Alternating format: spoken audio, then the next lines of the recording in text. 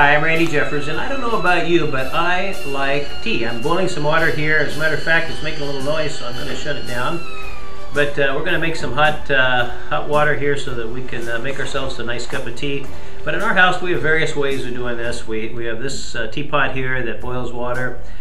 We have this one here that has a little strainer inside. You can put loose tea if it's not in a bag, and make tea that way. For some of the gourmet teas, it works really well.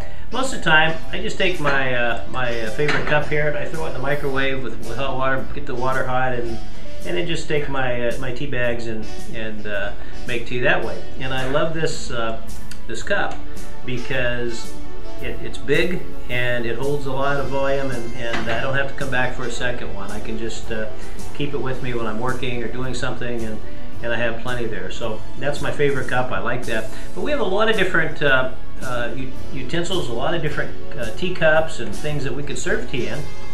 I have some really fancy ones.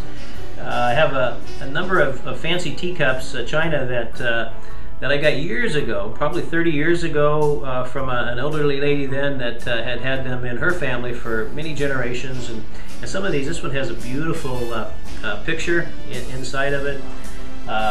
But these china ones are, I think, quite valuable and a little bit rare. Some of them are just absolutely beautiful. I have here's a big a teacup. Here's a plain one. Has nothing on it, just plain white. Here's one that has my name on it. And here's a plastic a cup that we could serve tea in. And so, does it really matter what we serve the tea in? You know, I could probably make a case that that this gold edging around here, for me at least, it affects the taste a little bit.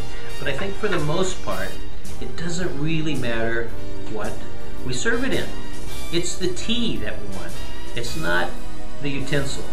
And some of the best cups of tea that I've had, or the best cups of coffee I've had, are in styrofoam cups. You know, because I'm with someone and I'm enjoying the tea or the coffee just tremendously because of the conversation, because of the people that I'm with, because of the relationships that surround the drinking of the tea. And you know, isn't life a little bit like that? You know, life is the tea, you know, or the coffee. You know, it's the it's the main thing. It's the important part. You know, the jobs that we have, the money we make, you know, our position, our status in society, you know, those things, those are the cups. And, you know, they're just tools to contain our life. You know, they're not as important as our life. They're really not all that important in the scheme of things. And, you know, it's not the type of cup or container that we use that really decides who we are, that makes, you know, the definition of ourselves. It's the quality of the tea itself. You know, that's what makes all the difference. And sometimes when we concentrate on the cup, like a lot of us do, you know, we spend so much time concentrating on the type of cup that we have instead of the important parts, then we fail to enjoy our tea, or our life, in that analogy. You know, the wonderful things that have been provided to us.